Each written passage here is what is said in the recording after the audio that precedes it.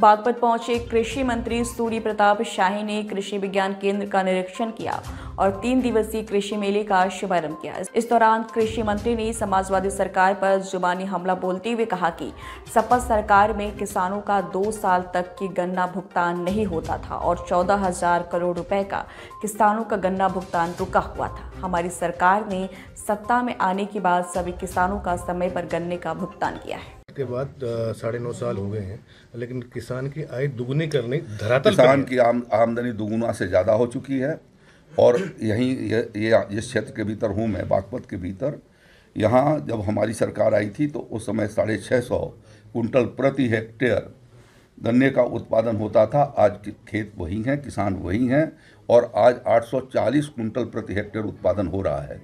ये सिर्फ हमारा समय पर उनको बीज उपलब्ध कराए जाने के कारण, समय पर उनको पानी की सुविधा दिए जाने के कारण, ग्रामीण क्षेत्रों में ज़्यादा पैमाने पर बिजली के घंटों को बढ़ाए जाने की वजह से और डीजल की कीमतों को और फर्टिलाइज़र की कीमतों को स्थिर करके रखे जाने के कारण ये आज उत्तर प्रदेश के भीतर ये किसान की आमदनी बढ़ी है। हम लोगों ने ये प्रयास किया है कि विगत वर्षों के भीतर गन्ना मिलों का, जब हमारी सरकार आई थी, इसी मार्च महीने में आई थी, और मार्च महीने में 2017 में जब हमारी सरकार आई थी तो उस समय हमारे पर 14,000 करोड़ रुपए का बकाया छोड़ करके अखिलेश यादव की समाजवादी पार्टी की सरकार गई थी और राज्य के अनेक चीनी मिलों को उन्होंने बंद कर दिया था। आपके इसी बागपत के चीनी मिल में रमाला चीनी मिल का स्ट्रेंथनिंग करके 1250 से उसकी कैपेसिटी बढ़ा करके 2,500 किया है। उनको रिकवरी की क्षमता नई टेक्नोलॉजी की वजह से बढ़ी है, जिससे उनका पेमेंट सुगम हुआ है। नहीं तो इन्हीं रमाला का और जो दूसरी फैक्ट्री है बागपत, इनके बकाये 2-2 साल तक नहीं होते थे। तो ये हमने उसके भीतर इम्प्रूव किया है। तो इम्प्रूव किए जाने के कारण जो है ये किसान की आमदनी बढ़ी है। जब 2017 में योगी आदित्यनाथ जी की सरकार बनी थी, उसके पहले साल 2016 में समाजवादी पार्टी की अखिलेश यादव जी की सरकार ने, जो आज एमएसपी की गारंटी की बात करते हैं, वो मात्र 7 लाख मीट्रिक टन की खरीदारी किया था।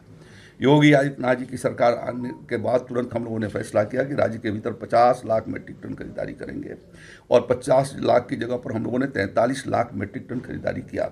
अगले वर्षों में हमने 52 लाख मीट्रिक टन तक उसकी खरीदारी किया, लक्ष्य से ऊपर उठ करके खरीदारी किया। उसके परिणाम स्वरूप आज बाजार जो है वो एमएसपी से ऊपर बाजार ऊपर उठे और किसान को आज वो अच्छी कीमतें उनको उनके उत्पाद की मिल रही हैं, जिससे उसकी आमदनी बढ़ी है। और इस साल भी हम लोग इस बात को सुनिश्चित कर रहे हैं कि किसान भाई जो भी अपना एमएसपी पर गेहूं बेचना चाहेगा और यदि वो चना बेचना चाहता है, मसूर बेचना चाहता है, सरसों बेचना चाहता है, ये सरसों मसूर चना की खरीदारी समाजवादी पार्टी की सरकार नहीं करती थी। ना उन्होंने कभी बाजरे की खरीदारी किया था, न ज्वार की किया था, न मक्के की किया। योगी आदित्यनाथ जी की सरकार इन सारों की खरीदारी करती है और मोदी जी की सरकार ने विगत वर्षों के भीतर 9 साल के भीतर एमएसपी की रेट को बढ़ा करके 1.5 गुना से 2 गुना किया। उदाहरण के रूप में बाजरे की एमएसपी 1250 रुपये थी, मोदी जी की सरकार ने उसको 2500 रुपया किया, सीधा 100% वो बढ़ा है। इसी तरीके से चना की एमएसपी बढ़ी है, इसी तरीके से सरसों की एमएसपी बढ़ी है। 70 से लेकर के 100